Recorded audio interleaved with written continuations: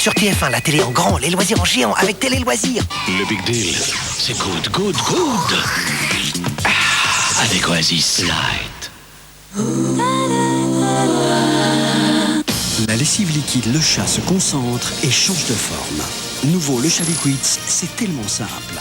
Un seul liquide suffit pour une machine.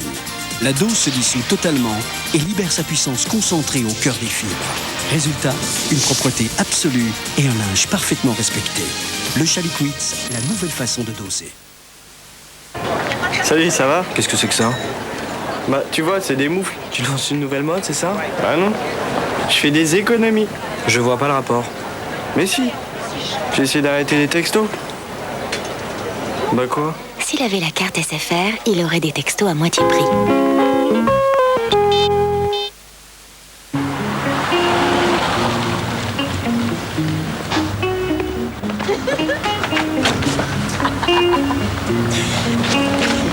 Vous rêvez d'une voiture qui soit bien plus qu'une voiture? Nous construisons votre voiture. Opel Corsa Fashion. Prenez le volant de l'Opel Corsa Fashion pour 11 320 € seulement, soit 1 260 € d'économie.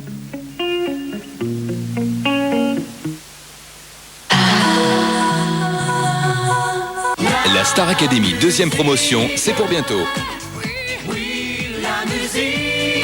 Vous avez du talent, il vous manque la gloire.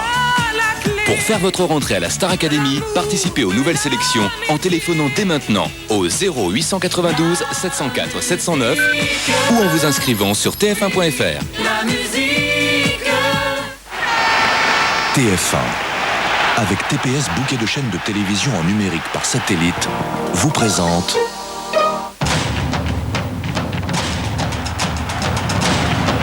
Ils sont face au bleu.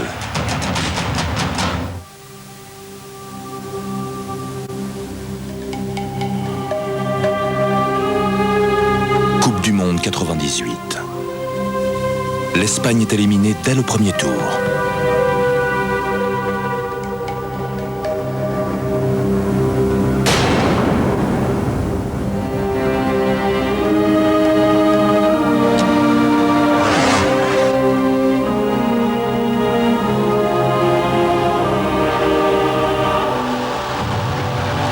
Euro 2000. Raoul manque le pénalty de l'égalisation face aux Bleus. Inconsolable, les Espagnols veulent une revanche. Ils s'imposent à Valence. C'est le Guerra. Ah super. C'est bien fait. Superbe but. Morientes. Intraitable en éliminatoire, l'Espagne participe à sa 7e Coupe du Monde d'affilée. Les grandes stars ibériques sont réunies sous les mêmes couleurs, avec un même objectif. Décrocher enfin le titre suprême.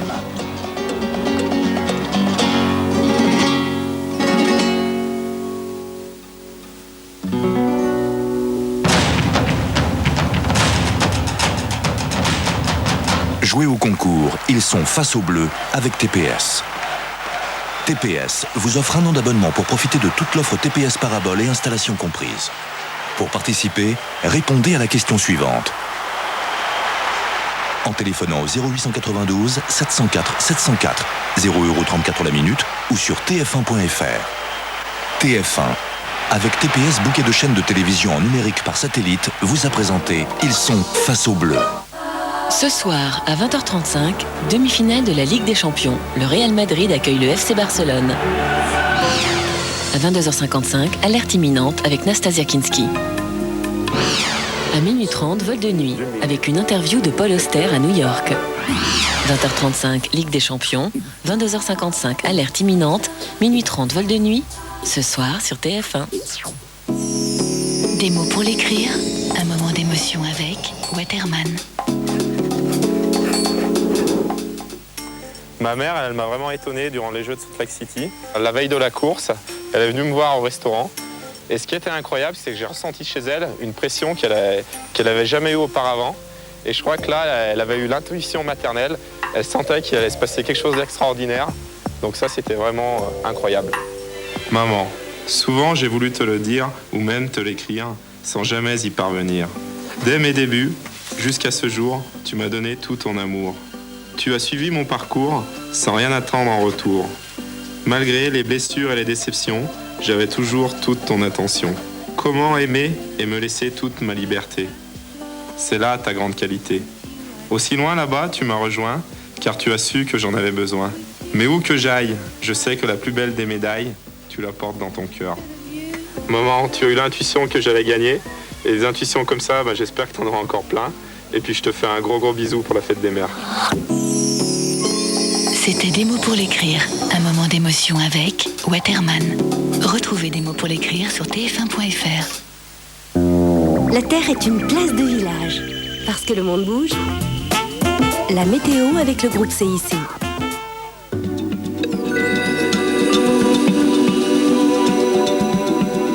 Madame, monsieur, bonsoir. D'habitude, à cette époque de l'année, on ferme le chauffage. Et c'est vraiment pas le moment de le faire parce que, après le passage de cette perturbation qui nous a apporté beaucoup de pluie aujourd'hui, on va avoir droit à un temps de mi-mars avec des giboulées.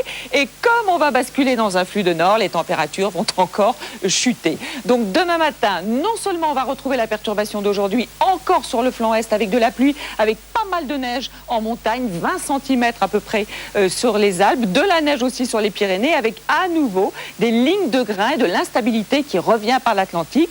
Entre les deux dans la matinée, ce sera pas trop mal, sauf au nord. Mais dans l'après-midi, voilà à nouveau pour tout le monde des averses, des orages, de la neige en montagne et toujours cette perturbation qui traîne à l'est, y compris demain sur la Corse. Les températures, donc c'est la dégringolade. Demain matin, un minimum de 4 degrés de la Normandie jusqu'à l'Orléanais, mais aussi pour Tarbes, 14 degrés de maximum à Bastia. Et dans l'après-midi, pas plus de 19 degrés de maximum pour Ajaccio cette fois-ci, 10 degrés à Aurillac, 12 à 14 sur l'Atlantique, 13 à Strasbourg, 13 aussi à Besançon.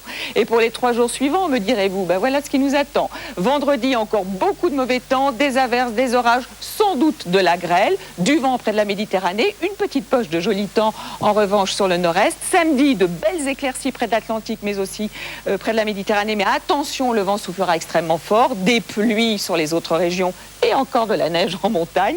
Et puis dimanche, à nouveau, régime d'averses pour tout le monde, avec ce vent de nord qui va faire chuter les températures. C'est pas bien chaud aussi bien au nord qu'au sud. Dans quelques instants, Patrick Poivre d'Arvor, et on se retrouve juste après. À tout à l'heure.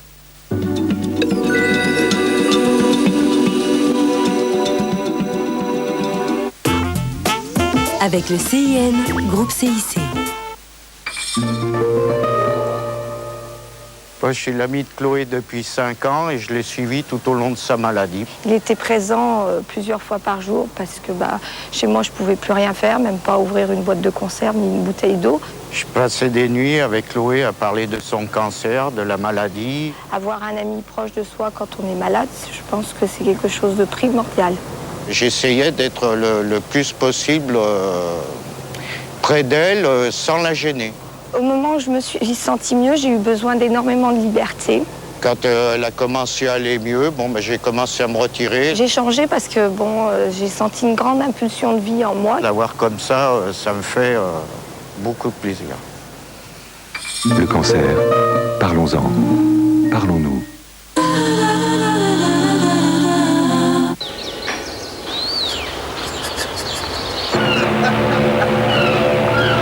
Allons, chérie, viens. Non. Quand vous avez goûté à une croisière Costa, c'est difficile de revenir à la vie de tous les jours. Costa Croisière, les vacances qui vous manquent. Maintenant, à vous de jouer.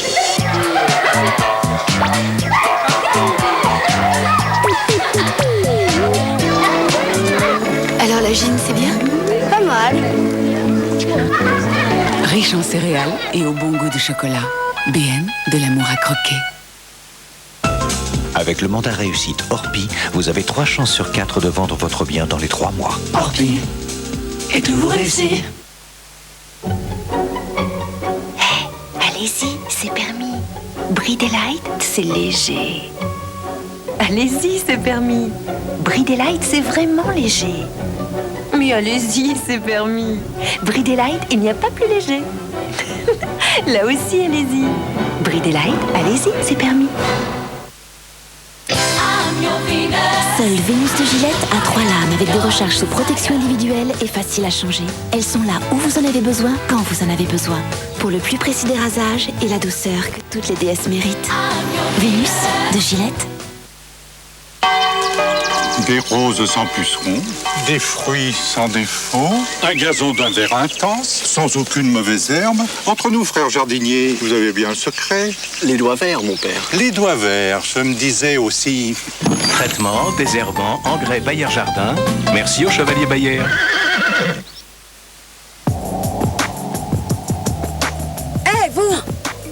Vous me cambriolez avec une tenue aussi délavée. Vos vêtements noirs, il faut les laver avec Woolit Noir. Évite la décoloration des textiles noirs et foncés. Les spécialistes du noir utilisent Woolit Noir. Woolit Noir, l'assurance beauté du noir. Carte d'or sorbet fraise. Découvrez le vrai goût. Mon nouveau rouge à lèvres est extra. Très brillant, très résistant. Mais pour l'enlever, bonne chance. Calgonite 3 en 1 total. Vous allez voir ce que c'est, la brillance totale. C'est la première tablette 3 en 1 qui associe des agents anti-taches d'une efficacité totale aux fonctions sel et rinçage. Sa Powerball unique vous assure une brillance irréprochable. Éblouissant, non? Nouveau Calgonite 3 en 1 total? Prenez de l'avance.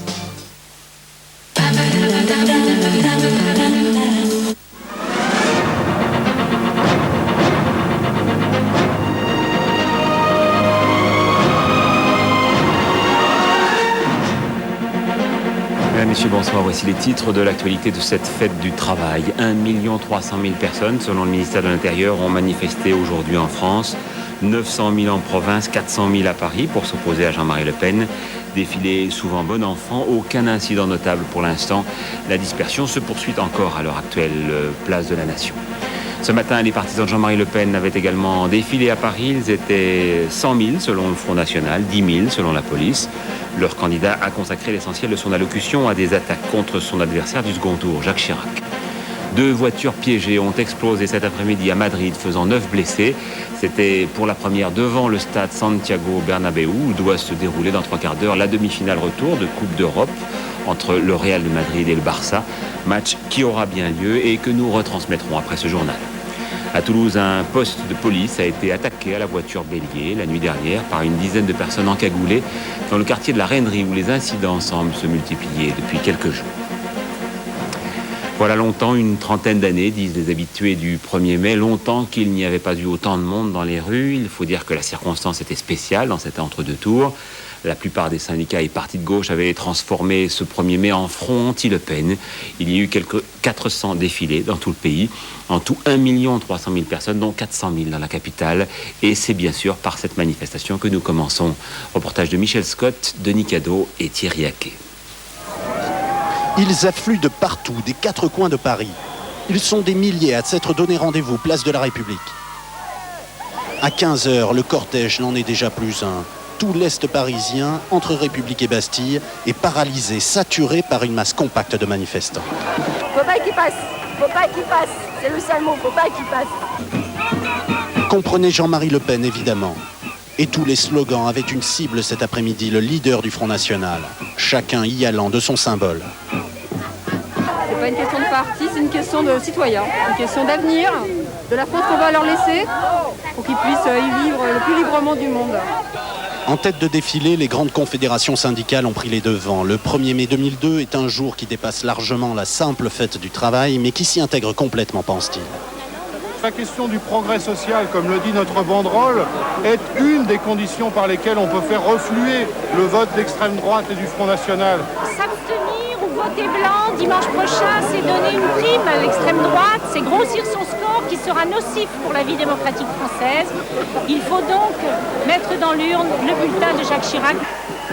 Derrière la FSU, la CGT, la CFDT ou encore FO, pas moins d'une 60aine d'associations antiracistes mais également apolitiques se succèdent. Puis viennent les politiques et notamment les Verts, très en vue cet après-midi. Aujourd'hui, c'est en quelque sorte le point d'orgue de ce qui a commencé lundi avec les jeunes. Et nous savons qu'en France, c'est comme ça.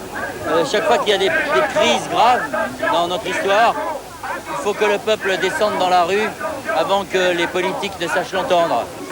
Beaucoup de personnalités également, de Pierre Berger à André Glucksmann ou Jane Birkin. À Bastille, nombreux sont ceux qui piétinent, décident finalement de rester là où ils sont. L'important est de participer. Je pense qu'il n'y a pas de limite. Je m'attends à ce qu'il y ait vraiment tout le monde descende dans la rue. Et la préfecture a donné son verdict en fin d'après-midi. Au moins 400 000 personnes auraient battu le pavé parisien aujourd'hui. Peut-être beaucoup plus encore selon les organisateurs. À 20h en tout cas, près de la moitié d'entre eux ne sont pas encore arrivés place de la Nation, où pour l'instant, aucun incident majeur n'est à noter.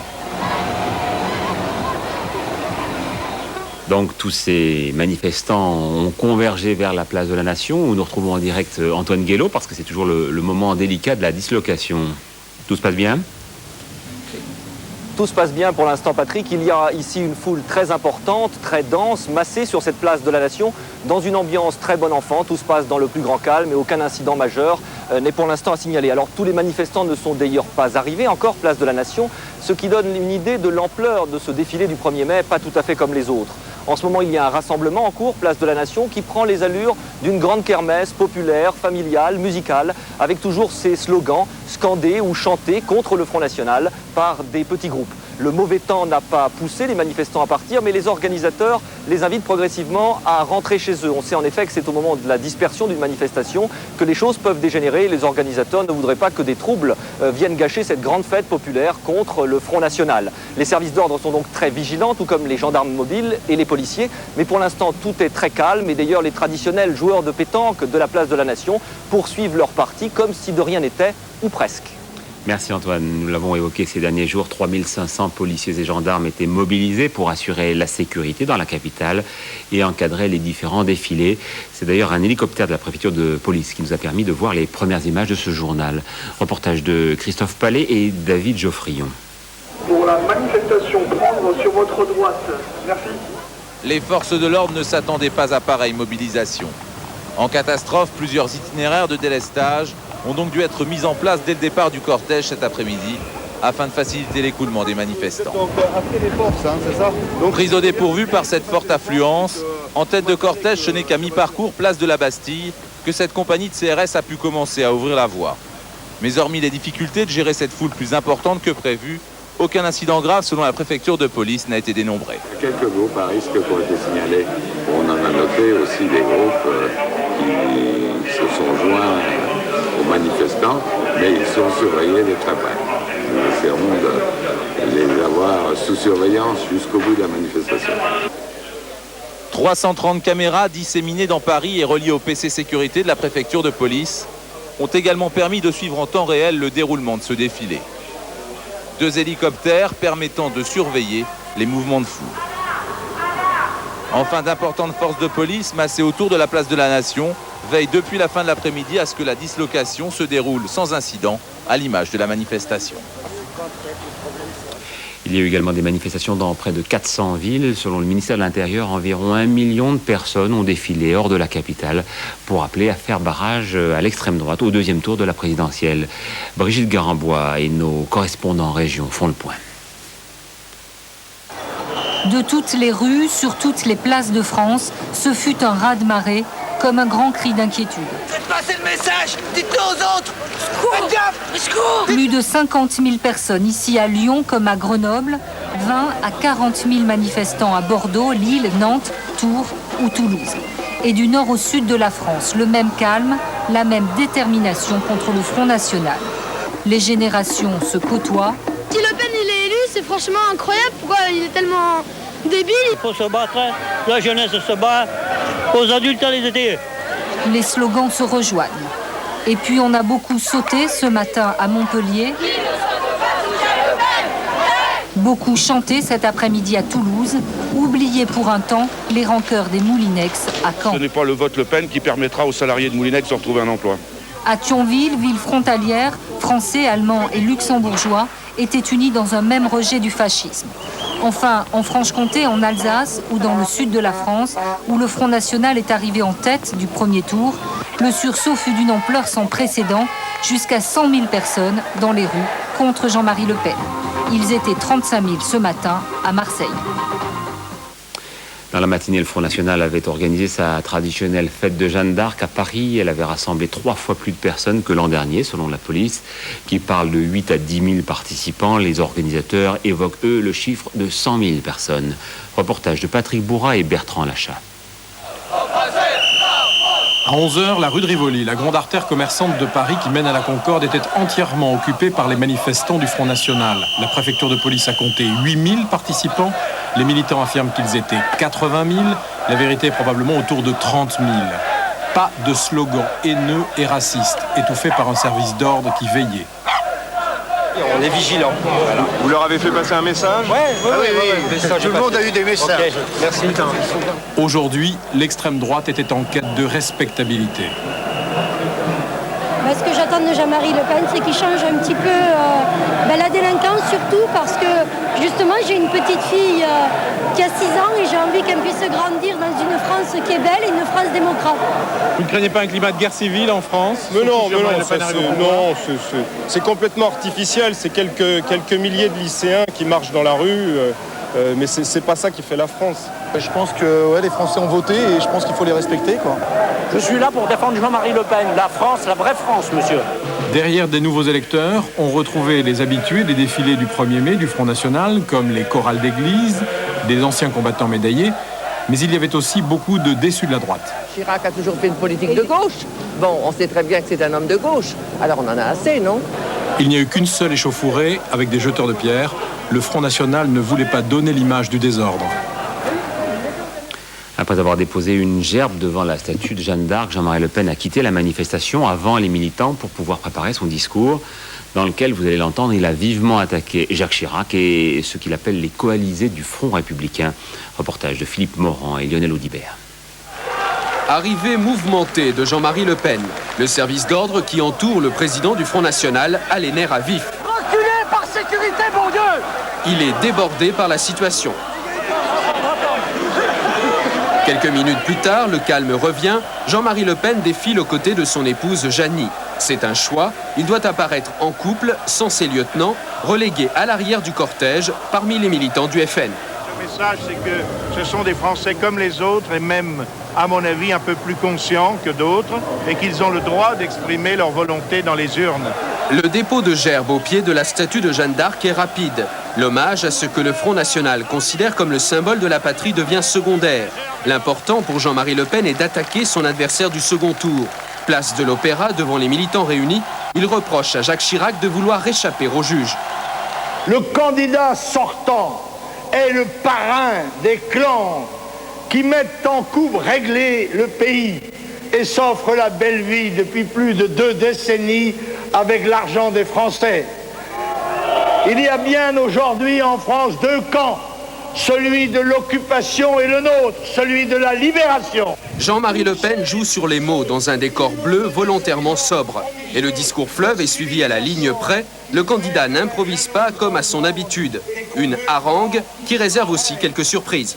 Vous qui avez voté à gauche, n'acceptez pas d'aller voter en vous bouchant le nez. Le choix est clair. Vous devez voter pour moi. Le président du Front National s'est une nouvelle fois présenté comme le candidat du peuple, victime de ce qu'il appelle l'établissement. Un candidat qui déclare vouloir gagner la bataille de France, mais qui a moins mobilisé que prévu.